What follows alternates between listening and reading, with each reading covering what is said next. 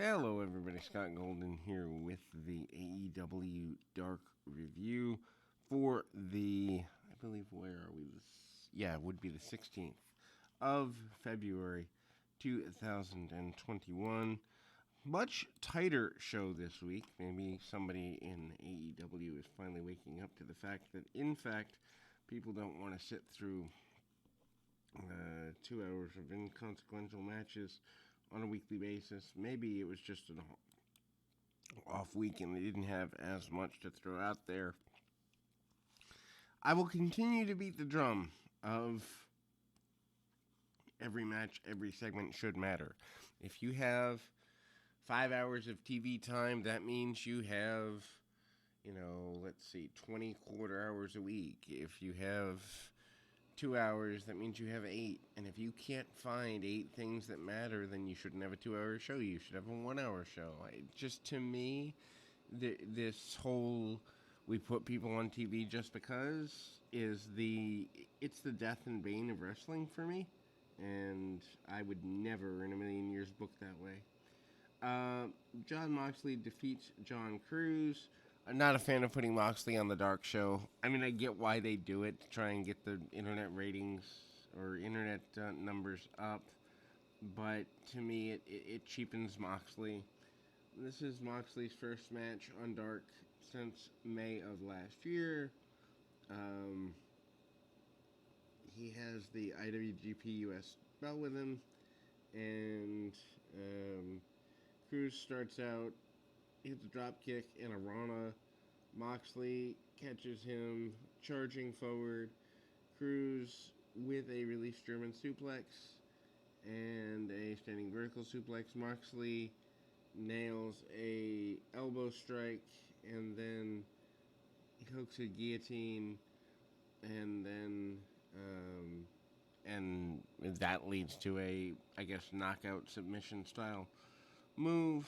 Uh, Bear Country defeats Chaos Project at 6:17. Do not understand why Chaos Project is still pushed. Um, you have Serpentico, who is a throwaway masked wrestler who could be played by just about anybody, and you have a guy over 50. I don't get why this team is nearly given what it is. Obviously, Excalibur, Taz, and Anthony Ogogo are your announcers, and they went on my mute button for it this week, as they normally do.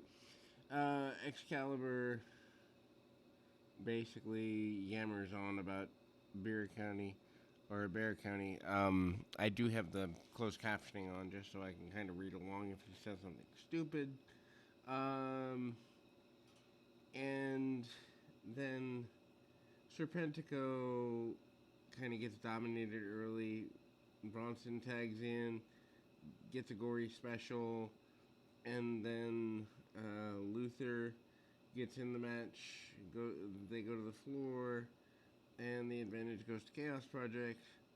Luther uses Serpentico as a weapon, as he's done since the beginning of time. Bronson and Serpentico go at it, hot tag to Boulder, dropping Serpentico with a Samoan drop.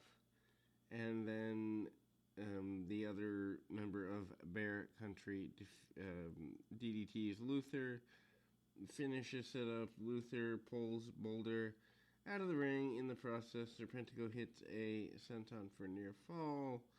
Boulder comes up and hits a sit-out tombstone on Serpentico, or from Serpentico on Luther. Bear County, I hate that name, by the way, finishes Serpentico with the electric chair splash. It was forgettable. Butcher and Blade, speaking of forgettable, with the money, that's the best thing of their act. Defeat Jake, Sam Patrick, and Sage Scott in just under a minute 45. Attack on the floor, heels, and then match gets in the ring. Suplex Blade into a power bomb from Butcher, and that they finish Scott off. Lot like an old Powers of Pain, Road Warriors demolition style squash. it was fine. Shayna defeats Renee Michelle at 4:10. I love Shayna. Renee Michelle could be let go, and it wouldn't make two hill of beans to anybody, I don't think. Um, Match is basically pretty flat. Shayna hits a forearm, and Michelle does take a good bump for the forearm. Near fall there. Uh, Shayna hits a stunner. Shayna hits a tiger suplex, but the bridge that she hits with it gets lost. Uh, and Shayna does end up getting the win. They do repeat the same spot, getting the bridge work to actually work here. Shayna goes for a pin and gets a win. Then we go to the Dark Order, Reynolds and Silver. Best part of the Dark Order, by the way. I wish they weren't part of the Dark Order. I think there's more in them as a tag team away from the Dark Order. Against Eric James and VSK in just over 3 minutes. VSK get an early advantage, jumping Silver from behind. I think that Silver and Reynolds are starting to be baby faces now. I'm not sure on that 100%, but I think that's where they're leaning. Reynolds and Silver hit a Dark Destroyer, which is a Canadian Destroyer. It's a flipping double DDT. That's their finish. Jurassic Express defeat Baron Black and John Skyler in 43 seconds. Poor John Skyler. John Skyler, if you've ever seen his Southern work, especially PWX, Independent, being wasted here. Not a fan of this at all. Jurassic Express goes nuts from the opening bell. Luchasaurus suplexes Black into a power bomb from Jungle Boy, and they get a quick win. Ty Conti with Anna Jay defeats Volt Vixen. I'm still not sold on Conti. She's better than she was. I still don't like the level of push she's getting, and a match under 2 minutes is about what she can handle. Conti goes for a basically a throw over judo throw armbar, and then Vixen goes to the match, and there's a series of judo throws to follow. Vixen comes back with a few kicks. Conti hits a series of jumping knees. Conti locks in things and says she's done before she goes for it. Conti ties her up with a submission, gets the victory, and they hype the Eliminators tournament on the American side as Conti being part of that. Eddie Kingston against Aaron Solo, 5:32. This goes way too long. I love Eddie Kingston as a talker. I do not like him as a wrestler, never have. There is better mat work than I thought Kingston was capable of. Kingston tells the ref that Solo pulled his hair, even though he's got a shaved head. This was kind of a nice touch. Kingston starts to cheat, turns the match into a brawl, goes for chinlock. Solo fights out and goes right into a double underhook suplex from Kingston. Solo manages a comeback with a drop kick and a spin kick. Solo goes to the top, but there's a series of chops. After that, Kingston handles the comeback from his opponent, and Kingston comes back with a knee to the gut, and then a spinning back fist for the win. Some people say this was good. I'm not a fan of Solo. I wouldn't even have him on the roster. And Kingston, as I mentioned, is a great mouthpiece / manager. I don't need to see him wrestle again. I think Jon Moxley, because they have a friendship, brought a good match out of him, but that's an isolated thing. Ricky Starks with Hook defeat KC Navarro in 4 seconds. Starks hits a spear right off, and then this is obviously the shortest match in AEW history. Might even be the shortest match in wrestling history. Who knows?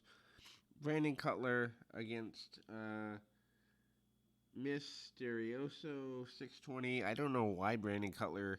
First of all, I don't know. I mean, I understand why he gets matches. He's friends with the Bucks. Not a good reason to have somebody on a wrestling roster, but why he's getting 6.5 minutes here, I don't understand. But anyway, Luchasaurus took him out years ago. Dragon Mask. Um, anyway, I'm not a fan of this at all.